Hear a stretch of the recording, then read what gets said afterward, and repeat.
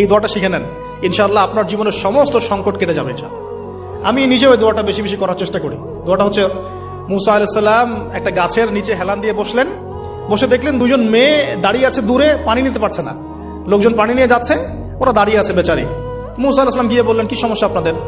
তারা বললেন যে আমাদের বাবা অনেক বৃদ্ধ মানুষ, আমরা পানি নিতে পারি না যতক্ষণ না আমাদের কম পানি নিয়ে চলে যায়।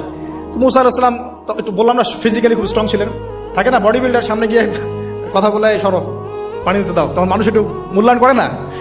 তো মুসা আলাইহিস সালাম এভাবে পানি নিয়ে দিলেন এবং বাছুরদেরকে পানি পান করালেন, করিয়ে গাছের নিচে এসে বসে আছেন। বসে বসে তিনি দোয়া করছেন, এই যে দোয়াটা তিনি দোয়া করছেন, রব্বি, একটা নেক কাজ করলেন, নেক কাজ করলেন না, মানুষের উপকার করলেন, নেক কাজ করে এসে গাছের নিচে বসে দোয়া করছেন, আল্লাহ এখানে তো আমার খাবার পানি বাসস্থান কিছুই নাই, আমি কি করব? রব্বি ইন্নি লিমা আনজালতা ইলাইয়া মিন খায়রিন ফাকির, রব্বি ইন্নি লিমা আনজালতা ইলাইয়া মিন খায়রিন ফাকির।